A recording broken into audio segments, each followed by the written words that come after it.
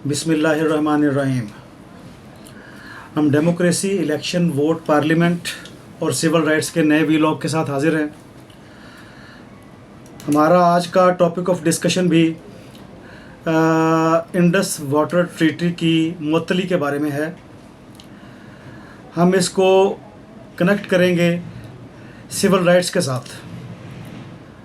आपने सुना होगा कि तहज़ीबें, सिविलाइजेशंस हमेशा दरियाओं के किनारे पर वजूद में आई हैं। अगर सिविलाइजेशंस, कदीम तहज़ीबें दरियाओं के किनारों पर वजूद में आई हैं तो इसका मतलब ये है कि उन सिविलाइजेशंस का ताल्लुक़ हमारे सिविल राइट्स के साथ है, इंसानों के सिविल राइट्स के साथ है। इसी टॉपिक को हम आगे बढ़ाते हुए हम मज़ीद बात करेंगे इंडस वाटर ट्रीटी और कश्मीर इशू पर। देखें, इंडस वाटर ट्रीटी की जो मनसूखी है, मुअत्तली है, उसको मसला कश्मीर के साथ कश्मीर के मसले से अलग करके देखना बज़ाते ख़ुद एक जुर्म है। आप इंडस वाटर ट्रीटी के मुआहदे को कश्मीर से अलग होकर, कश्मीर के इशू से अलग करके देख ही नहीं सकते। हर बंदे के इल्म में है कि कायदे आज़म मोहम्मद अली जिन्नाह, उन्होंने बहुत पहले, ये तो आज हम 2025 में ज़िंदा हैं, उन्होंने बहुत पहले 1947 में ये बयान किया था कि कश्मीर हमारी शाह रग है। उसकी वजूहात भी यही है कि कश्मीर से आने वाला जो पानी है या जो हमारे पानी का मंबा है, जो सोर्स है, वो कश्मीर से शुरू होता है और बहिरा अरब तक हमारे ख़ित्ते को ज़रख़ेज़ करता हुआ दरिया में जाता है। आज हम अपनी बात का ज़िक्र शुरू करेंगे 2019 से, 5 अगस्त 2019 से, जब इंडिया ने, मोदी सरकार ने कश्मीर का स्पेशल स्टेटस जो इंडियन कॉन्स्टिट्यूशन में प्रोवाइडेड था आर्टिकल 370 के अंडर, उसको मनसूख करके कश्मीर को अपना हिस्सा करार दे दिया गया था। इससे पहले इंडिया हमेशा इस बात की तकरार तो करता था कि कश्मीर हमारा अटूट अंग है, लेकिन दर हकीकत इंडियन कॉन्स्टिट्यूशन में आर्टिकल 370 मौजूद था, जिसके मुताबिक कश्मीर इंडिया का हिस्सा नहीं था, बल्कि कश्मीर जो ऑक्युपाइड कश्मीर था, जो इंडिया के कब्ज़े में था, उसका एक स्पेशल स्टेटस मौजूद था इंडियन कॉन्स्टिट्यूशन में। लेकिन 2019 में इंडियन पार्लियामेंट ने, मोदी गवर्नमेंट ने अपनी दीगर जो सियासी जमातें हैं उनके मशवरे के बग़ैर कश्मीर का स्पेशल स्टेटस ख़त्म कर दिया था। और उसका मंतकी नतीजा 22 अप्रैल 2025 को निकल आया है, जिसके नतीजे में उस मंतकी नतीजे में इंडियन गवर्नमेंट ने इंडस वाटर ट्रीटी का जो मुआहदा था उसको मुअत्तल कर दिया है। और ये होना ही था, क्योंकि हमने उस वक़्त इसकी तरफ कोई तवज्जो नहीं दी। देखें, कश्मीर मुतनाज़ा इलाका है। मुतनाज़ा इलाका डिस्प्यूटेड टेरिटरी है बिटवीन पाकिस्तान एंड इंडिया। ये हर लिहाज से अक़वाम मुत्तहिदा की करारदादों के हिसाब से भी मुतनाज़ा इलाका है और शिमला मुआहदे के तहत भी ये मुतनाज़ा इलाका है। UN की रेजोल्यूशंस के मुताबिक ये इंटरनेशनली रिकग्नाइज्ड डिस्प्यूटेड टेरिटरी है बिटवीन इंडिया एंड पाकिस्तान। और शिमला मुआहदे के तहत ये फ्री कैन के दरमियान, फ्री कैन पाकिस्तान और इंडिया के दरमियान ये मुतनाज़ा इलाका है। अगर कोई चीज़ माबैन फ्रीकैन मुतनाज़ा हो तो उसको कोई एक फ़रीक अपनी मोहर लगाकर, सब रजिस्ट्रार का काम करके अपनी ही मोहर लगाकर उसको ये नहीं कह सकता कि यार से ये इलाका ये मेरा हो गया। इसका मतलब ये है कि 370 आर्टिकल की मनसूखी के बाद इंडिया ने कश्मीर की रजिस्ट्री पर आज खुद मोहर लगा ली है और उसने कह दिया है कि ये अब मेरा इलाका है। तो जो बातें हमने पहले की हैं उससे ये बात साबित होती है कि क्योंकि इंडिया मुतनाज़ा इलाका है, कश्मीर मुतनाज़ा इलाका है और इंडिया 370 को ख़त्म आज खुद अपने तौर पर पाकिस्तान की रजामंदी के बगैर या UN रेजोल्यूशंस के बगैर ख़त्म नहीं कर सकता। तो इसका मतलब ये है कि इंडिया ने जाली रजिस्ट्री के ज़रिए कश्मीर को अपना हिस्सा बना लिया है। और हम सब जानते हैं, बतौर वकील, बतौर एक आम शख्स के, हम सब लोग जानते हैं कि अगर कोई रजिस्ट्री जाली हो तो वो कानून की नज़र में काबिल मनसूखी होती है। लेकिन जो रजिस्ट्री काबिल मनसूखी होती है उसमें दूसरे फरीक को जिसका हक उस जगह से मुतल्लक हो कोई ना कोई तहर्रुक, कोई ना कोई मूव चलानी पड़ती है, कानूनी मूव चलानी पड़ती है। उसके बगैर रजिस्ट्री कभी भी कैंसिल नहीं हुआ करती। आज खुद रजिस्ट्री कैंसिल होने का कोई तस्वर मौजूद नहीं है जब तक आप किसी रजिस्ट्री को चैलेंज नहीं करेंगे, किसी कोर्ट ऑफ लॉ में चैलेंज नहीं करेंगे। अब हम बात करते हैं कि कश्मीर की रजिस्ट्री, जो जाली रजिस्ट्री इंडिया ने 370 आर्टिकल के बाद अपने नाम करवा ली है, उसको मनसूख किस तरीके से किया जा सकता है।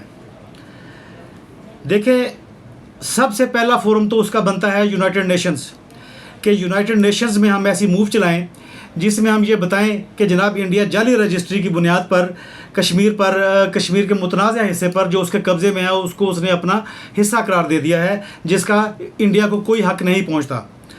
दूसरी सूरत उसकी ये है कि हम अपने जो बाहमी हमारे इंडिया के साथ एग्रीमेंट्स हैं, चाहे वो शिमला मुआहदा है या कोई और दीगर एग्रीमेंट है, उन तमाम एग्रीमेंट्स को कैंसिल कर दें और लाइन ऑफ कंट्रोल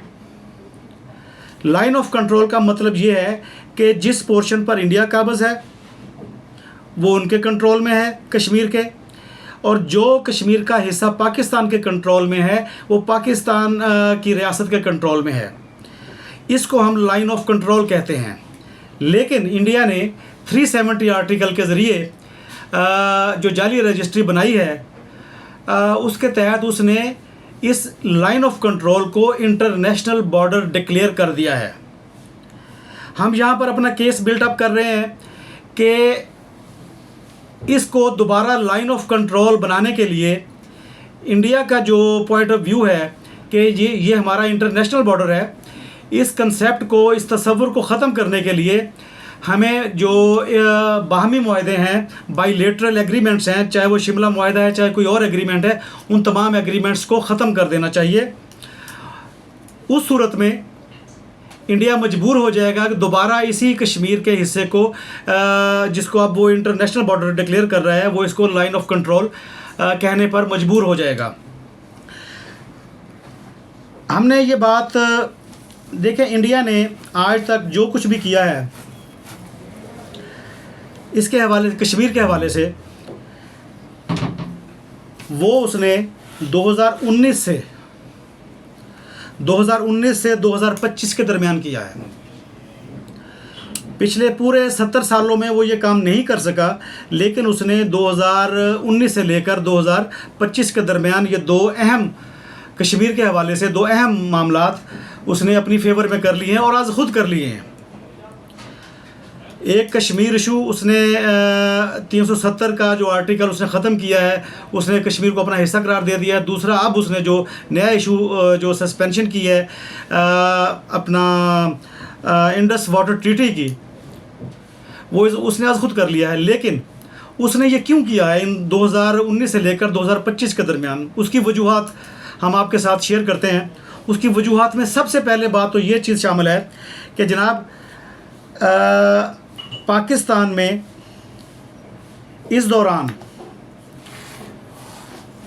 इस दौरान पाकिस्तान सियासी तौर पर, अंदरूनी तौर पर शदीद कमज़ोर हुआ है। 2018 से जो हाइब्रिड रजीम शुरू हुआ, ज़ाहिर सी बात है हाइब्रिड रजीम खुद से शुरू नहीं हुआ, किसी वजह से शुरू हुआ है, किसी ने शुरू करवाया है। 2018 से जो रजीम शुरू हुआ उस दौरान उसके अगले साल ही इंडिया ने 2019 में कश्मीर का स्पेशल स्टेटस ख़त्म कर दिया। अच्छा, उस दौरान हम अंदरूनी तौर पर खलफशारी का शिकार भी थे, सियासी तौर पर भी कमज़ोर थे, सियासी तौर पर तकसीम भी थे, फ़ौजी तौर पर भी तकसीम है, मुआशी तौर पर भी हम लोग कमज़ोर हैं।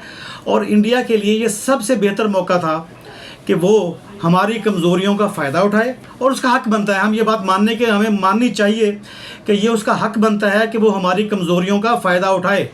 हमारी मुआशी कमज़ोरियों का फ़ायदा उठाना दुश्मन का काम है, हमारी सियासी कमज़ोरियों का फ़ायदा उठाना दुश्मन का हक़ बनता है, हमारी अंदरूनी जो प्रॉब्लम्स हैं, खलफशार है, जो तकसीम है, उसका फ़ायदा उठाना दुश्मन का हक़ बनता है। हम दुश्मन को इन तमाम हकूक़ से महरूम नहीं कर सकते अगर हम अपने आप को ठीक नहीं कर सकते। तो हमें सियासी तौर पर जो नुकसान 2018 से इस वक्त तक हो रहा है, मुसलसल हो रहा है, इस वक्त भी पाकिस्तान में 2018 से लेकर इस वक्त तक पाकिस्तान में दूसरे दर्जे की सियासी क़यादत हुक्मरानी कर रही है। पहले नंबर की सियासी क़यादत को हम लोगों ने हुकूमत से दूर किया हुआ, जानबूझकर किया हुआ, हमारे अंदरूनी मामलात ने उनको दूर किया हुआ है। और यही वजह है कि इंडिया ने हमें कमज़ोर देखकर ये दोनों एक्ट्स किए हैं, 2019 वाला भी और 2025 वाला भी। अब हम बात करते हैं कि ये जो नतीजा है इंडिया के, ये दोनों इक़दाम, ये हमारी कमज़ोरियों का मंतकी नतीजा है, लॉजिकल रिज़ल्ट है हमारी कमज़ोरियों का।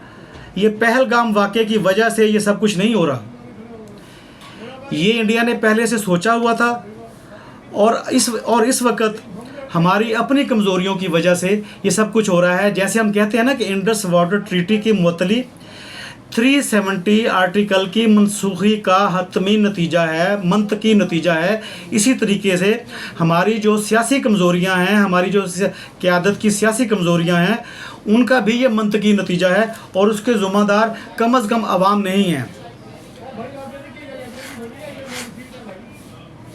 हम ये बात करने में बिल्कुल हक़ बजानिब हैं कि इस वक्त जो सूरत हाल चल रही है, अगर इंडिया ये क्लेम करता है कि उसने इंडस वाटर ट्रीटी की मुअत्तली ऑर्डर कर दी है, और इंडियन रियासत ने इसका ऑर्डर पास कर दिया है इसकी मुअत्तली का, तो हमारे पास इस वक्त इन तमाम चीज़ों के क्या जवाज़ बाकी है कि हम इन तमाम चीज़ों को दोबारा हासिल कर सकें। देखिए, हमारी रियासत का हक़ बनता है, फ़र्ज़ बनता है कि चाहे वो शिमला एग्रीमेंट है, चाहे वो इंडस वाटर ट्रीटी की मुअत्तली है, अगर इंडियन गवर्नमेंट ने इसको यकतरफ़ा तौर पर मुअत्तल या मनसूख कर दिया है, तो इसका मतलब ये है कि 1960 से पहले वाली सूरत हाल भी बहाल हो गई है, और 2019 से पहले वाली सूरत हाल भी बहाल हो गई है। तो उस सूरत में हमें पूरे कश्मीर का क्लेम करना चाहिए, और ये क्लेम हमारा बग़ैर वजह के नहीं है। और कश्मीर से निकलने वाले दरियाओं का, या जिन दरियाओं का मंबा कश्मीर में है, हमें उन तमाम दरियाओं का क्लेम इंडिया से करना चाहिए। और उस क्लेम की वजूहात मौजूद हैं कि दरियाए सतलुज, ब्यास, रावी, चनाब, जेहलम और सिंध, ये 6 दरिया कश्मीर के रास्ते से पाकिस्तान के कुदरती जो रास्ते हैं पाकिस्तान के अंदर आ रहे हैं। अगर इंडिया को एक बाहमी मुआहदे के तहत 3 दरिया दे दिए गए थे, तो इंडिया ने इंडस वाटर ट्रीटी की मुअत्तली करके जो गलती की है उसका फ़ायदा हमें इस सूरत में मांगना चाहिए, इंटरनेशनली भी, यूनाइटेड नेशन से भी और इंडिया से भी, कि तमाम के तमाम दरिया हमारे हैं, जिनकी कुदरती गुज़रगाहें पाकिस्तान के अंदर जा रही हैं। सतलुज की गुज़रगाह पाकिस्तान के अंदर है, रावी की गुज़रगाह पाकिस्तान के अंदर है, चनाब की गुज़रगाह पाकिस्तान के अंदर है, झेलम की, सिंध की, ब्यास की। ये तमाम दरिया मिलकर पाकिस्तान के अंदर एक मुकाम पर मुल्तान से आगे डिस्ट्रिक्ट मुजफ्फरगढ़ में जाकर एक जगह पर इकट्ठे होते हैं। ये कुदरती गुज़रगाहें किसी इंसान ने नहीं बनाई हुई, और कुदरती गुज़रगाहों से पानी को रोकना ना सिर्फ इंटरनेशनल कवानीन की ख़िलाफ़ वर्जी है, बल्कि ये दो मुल्कों के दरमियान जंगों का बायस भी बन सकती है। और इंटरनेशनली भी ये तमाम चीज़ें रिकॉग्नाइज्ड हैं कि आप किसी दरिया का रास्ता रोक नहीं सकते, मोड़ नहीं सकते, पानी का रुख नहीं मोड़ सकते। तो उन तमाम चीज़ों को रियासत पाकिस्तान को चाहिए कि सामने रखते हुए इंडिया से इन तमाम दरियाओं का क्लेम करे। यहाँ पर हम आपके साथ यही बात हम दोबारा आपसे करते हैं कि रीनेगोशिएट इंडिया ने यकीनन करना है इंडस वाटर ट्रीटी को। वो चाहता होगा कि किसी तरीके से हम कम पानी पर राज़ी हो जाएं। जब वो रीनेगोशिएट करे पाकिस्तान के साथ, तो पाकिस्तान की रियासत को चाहिए कि उस वक़्त इन तमाम दरियाओं का पानी भी मांगे। उस सूरत में तो इंडिया बैकफुट पर जाएगा, वरना जो हमारे अंदरूनी हालात हैं, इंडिया की मौजें लगी हुई हैं कि वो हमारी कमज़ोरियाँ देखकर अपने फ़ायदे वो हासिल कर रहा है। यहाँ पर हम एक बात और भी करना चाहते हैं कि 2018 से पहले भी हमने बात की 2018 की, कि 2018 से लेकर 2025 तक पाकिस्तान में जो हाइब्रिड रजीम चल रहा है, जिसमें दूसरे दर्जे के सियासतदानों की जो क़यादत है, उसमें दूसरे दर्जे की जो क़यादत है वो इस वक्त पाकिस्तान में 2018 से लेकर 2025 तक हुकूमत कर रहे हैं। आपको याद होगा कि एक कश्मीर कमेटी हुआ करती थी, जिसके चेयरमैन कभी नवाबज़ादा नसरुल्लाह ख़ान और कभी मौलाना फजलुर रहमान ख़ान साहब हुआ करते थे। और वो कमेटी अपने तौर पर और रियासत पाकिस्तान के ज़रिए कुछ ना कुछ ऐसे इवेंट किया करती थी जिसके ज़रिए कश्मीर इशू को हम हमेशा लाइमलाइट में रखने में कामयाब रहा करते थे। लेकिन आपने देखा कि 2018 में जब नई गवर्नमेंट आई, तो उसने कश्मीर कमेटी का चेयरमैन अली अमीन गंडापुर साहब को लगा दिया।